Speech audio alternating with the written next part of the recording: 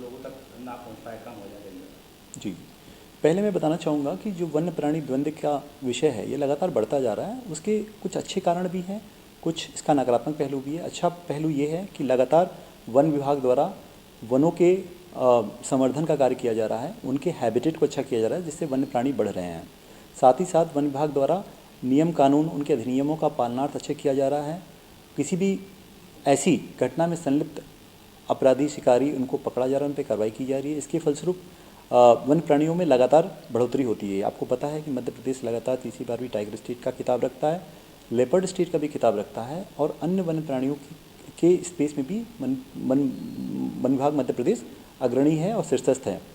अब इसका दूसरा पहलू जो आपने बताया है कि वन्य प्राणी खासकर लेपर्ड की जो घटना हो रही है, अगर हम स्थानीय स्तर पर बात करें तो राला मंडल की स्थिति जो है, आप उसको बहुत अगर गौर से देखेंगे तो राला मंडल की एक पहाड़ी है 234 हेक्टेयर की अभ्यारण्य नोटिफाइड है।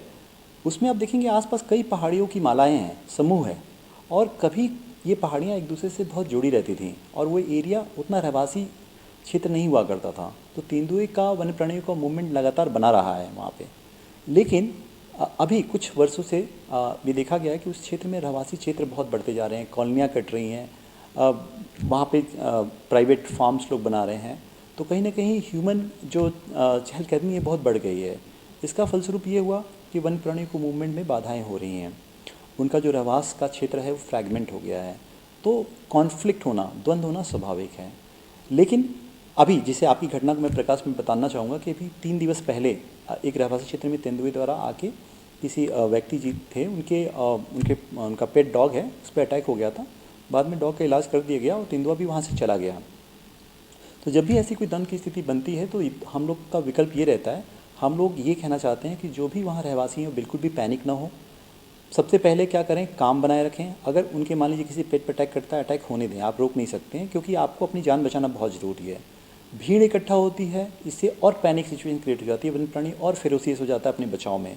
वन प्राणी अमूमन लेपर्ड इंसानों पर अटैक बहुत रेयर केस में करता है। जब उसके पास निकलने का कोई रास्ता नहीं होगा या बहुत ही पैनिक स्थिति क्रिएट होगी तो अपने बचाव के लिए वो अटैक करता है, अमूमन अटैक नहीं करता है।